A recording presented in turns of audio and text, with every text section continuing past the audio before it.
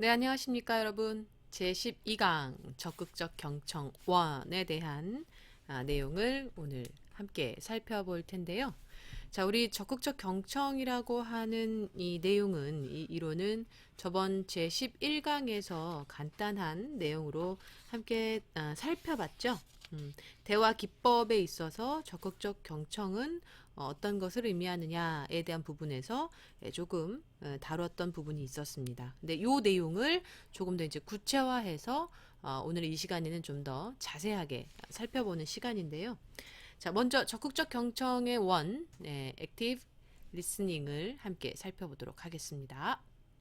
자, 적극적 경청이란 무엇이냐? 이 상담 기초 이론에서 굉장히 많이 등장하는 것이 바로 이 적극적 경청이라는 이론이죠. 이 적극적 경청은 그 심리학자 칼 로저스라고 하는 이 박사가 비지시적인 카운슬링 이론의 어떤 창시자이기도 한데 1942년에 상담과 심리 치료라고 하는 어떤 논문으로부터 공식적으로 사용된 이론이기도 합니다. 그래서 이 칼 로저스가 이 적극적 경청에 대한 내용을 두 가지로 좀 나눴어요. 하나는 공감적 경청, 그리고 하나는 반영적 경청입니다. 이 공감적 경청은 우리가 적극적인 경청이라는 이야기를 통해서도 듣겠지만 생각보다 굉장히 좀 쉽게 와닿는 내용이기도 해요. 어떻게 공감해 줄 수 있느냐, 어떻게 공감을 하느냐에 대한 어떤 공감적 경청에 대한 부분은 좀 쉽게 다가올 수 있는데 이게 이제 반영적 경청이다라고 하는 개념으로 봤을 때에는 어떤 부분을 좀 더 집중해서 이야기하고자 하는 것이냐에 대해서는 상당히 좀 궁금한 부분들이 많이 생기게 되죠. 그래서 이 적극적 경청은 공감적 경청 또는 반영적 경청이다라고 얘기하는데 이 부분은 무엇이냐를 조금 더 구체적으로 좀 설명을 해 드리려고 해요. 우리가 경청이라고 하는 걸 좀 세 단계로 좀 나눠봤을 때, 뭐 1단계 같은 경우는 기본적으로 듣는 거죠. 그냥 듣는 겁니다. 그래서 어떤 호응이라든가, 그리고 내용적인 측면에서 그냥 듣기에 대한 부분이라면, 2단계는 어떤 사랑하는 사람에게 집중해서 듣는 것처럼, 그 내용을 조금 심취해서 듣는 케이스가 이제 2단계에 해당돼요. 사랑하는 사람과 대화를 나눌 때는 어떻죠? 설레기도 하고 또는 그 내용을 좀 더 뭔가 무슨 의미를 하고 무슨 의미를 담고 그 얘기를 하고 있는지 굉장히 좀 궁금해 하잖아요. 그래서 뭐 조금 의미심장한 이야기를 했을 때 우리가 어떤 반응이 나오죠? 뭐 친구들이나 아니면 뭐 지인들에게 내가 그 얘기 무슨 얘기인지 솔직히 모르겠어. 넌 어떻게 생각해? 야, 그 무슨 의미일까? 이런 경우 있잖아요. 그러니까 좀 더 구체적이고 그걸 조금 더 심도 있게 파고자 하는 것이 이제 2단계에 들어간다고 보시면 돼요. 그런데 이제 3단계는 뭐냐면 그것을 초월했죠. 예. 집중하고 그리고 내 스스로가 뭔가 그 말의 느낌이나 어감이나 모든 태도에 대해서 내가 함께 그걸 경험하는 것처럼 느끼는 거예요. 온몸으로 받아들이는 거예요. 그래서 환자의 어떤 말, 뭐 예를 들면 말이라고 했을 때 그 말 안에 들어가 있는 어떤 객관적인 사실적인 증상, 뭐 통증을 호소한다든지 했을 때 그 통증의 어떤 반응, 몸에서 느껴지는 뭐 느낌, 감정 이런 모든 것들이 온몸으로 이 주의를 집중한 채 듣게 되는 거죠. 그러다 보니까 마치 어디가 아프다라고 했을 때 그 아픔이 나도 느껴지는 것처럼 내가 반영되는 것. 이게 바로 이 반영적인 경청이다라고 하는 개념에서 여러분들께 설명을 드릴 수 있을 것 같습니다. 그래서 이런 이 적극적 경청이라고 하는 것은 우리가 지식과 어떤 정보를 얻기 위해서 반드시 취해야 할 이론이기도 하고 또한 필요한 내용을 습득하기 위해서는 우리가 수동적인 자세가 아니라 적극적인 자세에서만이 가능하다. 그것이 바로 적극적 경청이다. 라고 하는 부분입니다. 쉽게 예를 들면 지금 현재 제 수업을 지금 듣고 있는 제 강의를 듣고 있는 여러분들의 태도를 한번 생각해 보실게요. 내가 어떤 태도를 갖고 있는가? 내가 이야기할 때 그게 정말 나에게 비춰지는 그 모습처럼 그걸 같이 느끼고 있는가? 예를 들면 제가 병원을 예를 들었을 때 병원에서 근무하는 사람들의 내용이나 이야기나 어떤 예시들을 상상해 가면서 함께 듣고 있는가? 아니면 그것을 그냥 텍스트화하여 내가 있는 그대로의 그 어떤 이론적인 부분만 받아 적고 있는가? 이 부분을 생각했을 때 적극적 경청을 하고 있다면 아마 같이 함께 상상을 하거나 그 내용을 고민해 본다든지 또한 피드백이 온다든지 하는 어떤 반응들이 있을 겁니다. 그래서 이 적극적 경청은 이러한 내용을 담고 있다라는 부분이고요. 또 이 잘 듣는 것에만 집중하는 것이 아니죠. 그래서 그 상대방, 환자가 하고자 하는 말에 있어서 그 말의 의미, 즉 단어 외에 말이 갖고 있는 의미에 대한 부분까지도 모두 수용할 수 있는 것을 의미합니다. 굉장히 좀 포괄적이죠. 그리고 굉장히 중요하죠. 이 적극적 경청은 말씀드렸듯이 병원 상담실장이 취해야 하는 가장 기본적이고 아주 중요한 태도인 거예요. 이 적극적 경청이 없이는 절대 이 업무를 수행할 수가 없습니다. 그래서 적극적 경청을 좀 더 챕터를 굉장히 깊게 다루는 이유 중에 하나도 절대 반드시 관가해서는 안 된다라고 하는 측면입니다. 그래서 우리가 적극적 경청을 하다 보면 왜 그런 일이 있죠. 질문이 생기죠. 적극적 경청을 잘 하고 있다라는 어떤 반증 중에 하나는 사실 질문이 있냐 없냐도 우리가 생각해 볼 문제가 있습니다. 그래서 환자가 나의 이야기를 충분히 잘 듣고 계시는지, 그거에 대해서 혹시 반응을 하고 있는지에 대해서는 내가 질문을 통해서 확인할 수 있는 거고, 또는 환자가 하는 이야기에 끊임없이 잘 듣고 있다가도 내가 당연히 중간중간 그걸 확인하고 싶어서 뭔가 질문을 던지잖아요. 아, 그러셨다는 거죠? 아, 그러면 혹시 이럴 때는 혹시 뭐 별다른 문제는 없으셨어요? 아, 이럴 때 혹시 좀 더 다른 어떤 통증이 있진 않으셨고요? 뭐 뭔가가 계속적으로 질문이 오고 가는데 내가 적극적 경청을 하지 않았다면 그 질문조차도 사실 없습니다. 왜냐하면 내용을 이해하지 못했다라는 개념이 생길 수 있거든요. 그래서 어떤 질문에 대한 부분들도 내가 혹시 적극적 경청을 지금 하지 못하고 있다라고 생각이 든다면 다시 한번 질문을 고민해보고 생각해서 던질 수 있도록 유도하는 것이 필요합니다. 그래서 이런 게 있죠. 이런 게 있죠. 대체적으로 옛날 어르신들이 하시는 말씀이기도 하지만 많은 환자분들이 이런 마음을 갖고 계세요. 아, 내가 아무리 진짜 개떡같이 말해도 아이 뭐 찰떡같이 좀 알아들어야지. 아, 이런 경우들이 있어요. 그렇죠? 자, 그건 누구나 갖고 있는 마음일 수도 있죠. 나는 하나를 줬고 상대는 열을 알았으면 좋겠다고 하는 게 사실 욕심이기도 하지만 한편으로는 그렇게 해주지 않을까라고 하는 기대 심리가 있다는 거예요. 그래서 그런 거를 포인트를 잡아가기 위해서 그 사람이 하고자 하는 의미를 정확하게 파악하기 위해선 적극적 경청을 하지 않으면 절대 할 수 없다라는 겁니다.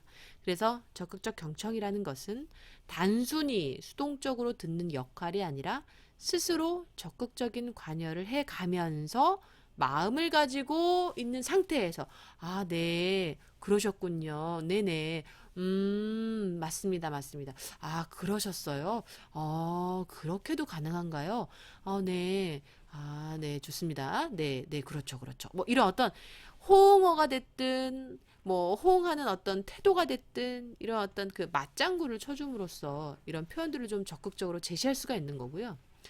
환자가 하는 어떤 응답 내용의 중요한 부분이나 감정 용어를 이렇게 반복하면서 듣는 방법이기도 합니다. 그래서 우리가 여기서 좀 더 중요하게 파악해야 될 부분은 핵심 단어들이 무엇이냐. 그리고 그 핵심 단어 안에 사용하고 있는 감정 용어들을 이해할 필요가 있어요. 이 감정 용어라고 하는 건 너무나 무수히 많고 어떻게 생각하고 그것을 무엇이라고 판단할 것이냐에 따라서 또다시 새로운 카테고리들이 많이 형성이 되기 때문에 이 감정 용어를 우리가 어느 정도는 좀 지정하고 그거에 대한 내용을 좀 공부할 필요가 있습니다. 그래서 간단하게 이 감정 용어에 대해서 좀 설명을 드릴게요. 자, 감정을 표현하는 단어를 우리가 감정 용어다라고 합니다.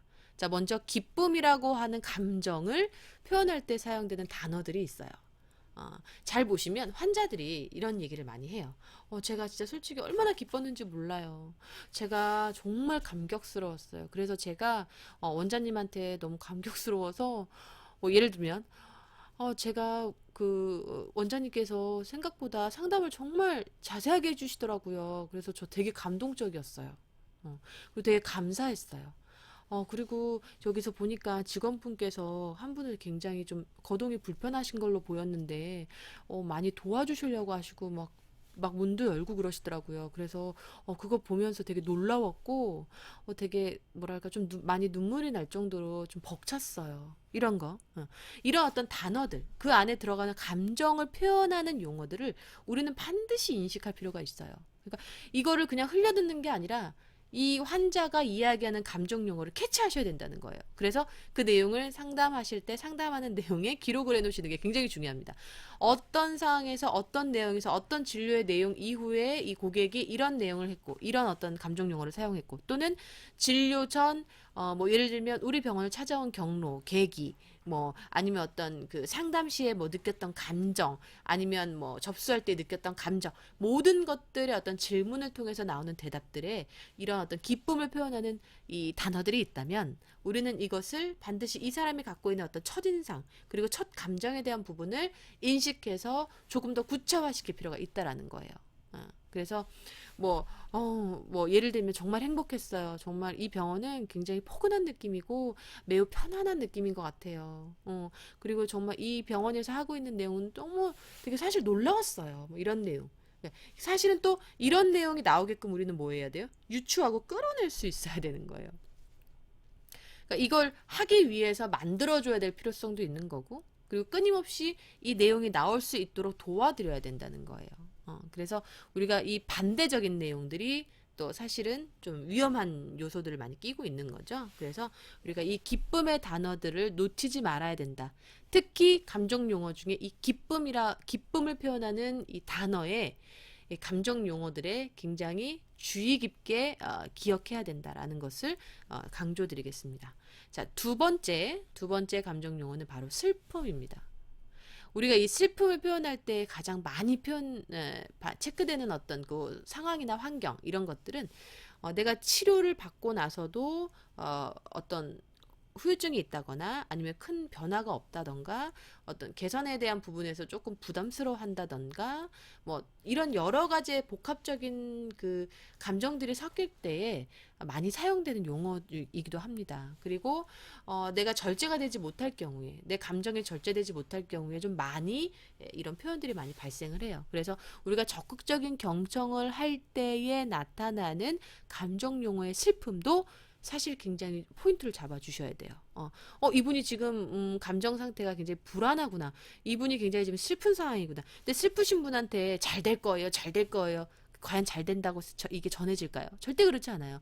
저희가 이 커뮤니케이션을 할 때요. 굉장히 잘못된 부분 중에 하나가 내가 위로를 한답시고 이 사람의 마음을 충분히 들여다보지도 못한 상태에서 그 짧은 시간에 간단한 상담을 하면서도 마치 내가 그걸 다 이해하는 사람처럼 그런 용어를 사용하시거든요.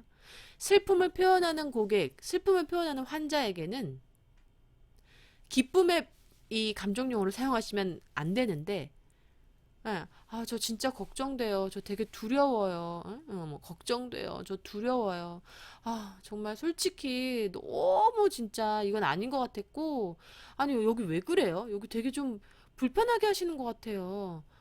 좀 솔직히 슬퍼요. 그리고 제가 여길 다시 와야 되는지 고민스러워요. 막 이러고 있는데, 기쁨을 표현하는 이런 단어들. 그러셨어요. 그런 말씀 해주셔서 너무 감사하고요. 너무 감동적이고요. 세상에, 저희가 몰랐던 내용을 알게 돼서 너무 반갑네요. 이거 안 된다는 얘기예요. 그래서 저희가 이런 단어들을 굉장히 좀 주의 깊게 살펴봐야 될 필요성이 있습니다. 그래서 이 슬픔을 표현하는 단어는 어떤 것들이 있느냐. 그 고객이 환자가 약간 좀 부끄러워하는 모습을 표현하면서 제가 사실 이런 얘기하기 되게 참 부끄러운데요.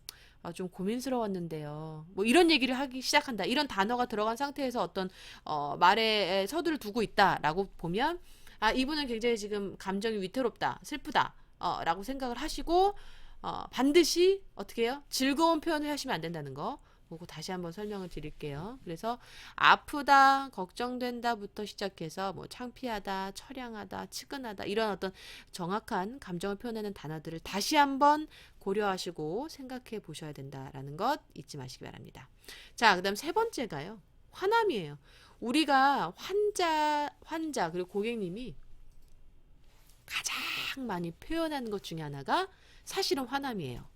그 다음에 기쁨입니다. 왜냐면 본인을 먼저 드러내는 걸 원치 않기 때문에 뭐 처음부터 오자마자 되게 즐거운 마음으로 막 웃어가면서 제가요 여기 오느라고 너무 설렜고요. 제가 오늘 상담 받으려고 너무너무 신경 썼고요. 이렇게 설명하시는 분이나 환자는 없습니다.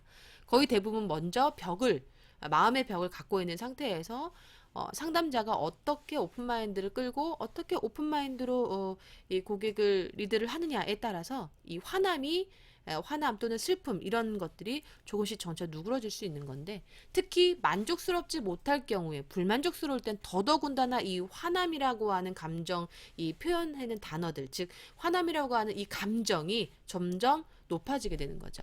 그래서 이 화남이라고 하는 이 감정을 표현하는 단어에 굉장히 집중하실 필요도 있어요. 그래서 저 굉장히 기분 상했어요. 아니, 솔직히 너무 고통스러웠거든요. 뭐 이런 말 할 때. 아니, 너무 괘씸한 거 아니에요? 아, 진짜 어이가 없어서 막 이런 거 있죠. 아, 진짜 너무 분하고 너무 속상하고 어쩜 일을 이런 식으로 해요? 정말 소름 끼치네. 뭐 이런 거 있죠. 이런 거 딱 듣는 순간 흔히 말해서 굉장히 감정 고조가 굉장히 높아졌다는 얘기예요.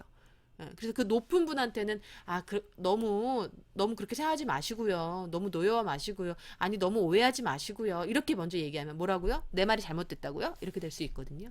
그래서 이런 어떤 화남을 표시하는 고객, 화남을 표시하는 환자들에게는 우리가 똑같이 뭔가 대응하려고 하는 것보다는 우선 어떻게 해야 돼요? 왜 그렇게 느껴졌는지에 대한 어떤 뭐랄까요? 실제로 이분이 왜 뭔가 불편한지 제가 좀 들어봐야 될 것 같다. 좀 들을 수 있는 시간을 좀 달라. 저하고 좀 조용히 혹시 시간 되시면 제가 조용히 환자분의 이야기를 좀 듣겠다. 이러면서 좀 이야기를 좀 들어주시는 그런 측면들이 굉장히 필요해요. 그래서 이런 단어를 사용을 한다. 그러면 화가 나셨구나라는 어떤 감정을 빨리 이해하시는 게 필요하겠습니다. 자, 다음은 즐거움이에요. 즐거움. 자, 진료를 받으면서 또는 상담을 받으면서 이렇게 즐거운 단어들을 사용하면 사실 최고의 어떤 만족도를 느끼는 개념인 거죠. 그런데 대부분 많은 사람들이 이 즐거움의 표현을 이렇게 쉽게 표현하나요? 그렇지가 않죠. 그래서 우리가 이제 가장 많이 표현하는 것 중에 하나가 고객님들이 생각하시죠. 저 정말 오늘 기분 너무 좋고요. 뭐 예를 들면 저 진짜 기분 좋게 왔는데 여기 와서 완전 망쳤어요. 자, 그럼 뭐예요? 더 심각한 거죠. 예. 그래서 이 고객님들이 여기 병원은 정말 참 분위기가 편하네요. 그리고 여기만 오면 제가 참 편해져요. 이런 것 자체도 생각보다 어떤 즐거움을 표현하는 하나의 방식이기도 합니다. 그래서 이 감정 용어 중에 즐거움도 우리가 한번 더 고민을 좀 해볼 필요가 있겠습니다. 다음은 사랑입니다. 사랑이 담겨 있느냐, 사랑이 담겨 있지 않느냐를 표현할 수 있는, 이것을 우리가 좀 구분할 수 있는 이 감정 용어들인데요. 뭐 그 친숙하다, 열망하다, 사랑스럽다, 따사롭다, 뭐 애틋하다, 호감이 간다, 이런 것들은 이제 사랑을 대표하는 감정 용어다라고 생각을 하시면 됩니다. 그래서 이 사랑이라고 하는 것은 사실 고객님들이 대놓고 사랑, 여기 너무 사랑스러워요 이렇게는 안 하시죠. 굉장히 좀 말씀이 그 환자분들 중에서도 약간 좀 나긋나긋하고 되게 상냥하신 분들이 계세요. 그런 분들은 조금 사랑이 많이 배어 계시죠. 그래서 조금 뭐랄까 직설적인 이야기를 했을 때는 많이 당황해하시고 상처를 많이 받으시기 때문에 그렇게 표현하시는 분들에게는 좀 직설적인 화법을 많이 빨리 피하셔야 돼요. 물론 직설적인 화법이 좋지는 않습니다만 직설적도 사실은 좀 필요한 부분이 있어요. 어느 때 정확하게 신속하게 전달을 해드려야 될 때는 어떤 진실성을 담아서 좀 그렇게 표현을 해야 될 수도 있는 부분이 있습니다. 이건 융통성에 대한 부분이고요. 그리고 좀 다정다감하게 이야기한다거나 뭐 이렇게. 그래서 이런 고객님께는 똑같이 좀 더 상냥하고 좀 순수하게 좀 애틋하게 호감이 갈 수 있도록 이렇게 좀 안내를 해주시는 게 진짜 중요합니다. 다음은 미움이죠. 미움은 여러 가지가 있죠. 그래서 이런 내용들이 또 섞여 있으면 미움을 나타내는구나 하고 좀 고민해 주실 필요가 있겠습니다. 그리고 이제 마지막으로는 바람. 어떤 바람을 갖고 있느냐, 어떤 생각을 갖고 있느냐, 이런 어떤 기대를 갖고 있느냐를 표현하는 어떤 용어들은 바로 이제 이런 것들이 있다. 그래서 이런 것들을 한번 쭉 살펴보시면서 다시 한번 강조드리는 바는 환자가 어떠한 단어를 어떤 어휘를 선택하느냐를 잘 캐치하시고 그 해당되는 단어에 대한 내용을 살펴보시면서 감정 용어를 빨리 캐치하셔서 그것을 좀 이끌어내시는 좀 리드하실 수 있는 필요성을 가지셔야 되겠습니다. 자, 다음 시간은 적극적 경청 2 두 번째 시간을 갖도록 하겠습니다. 수고하셨습니다.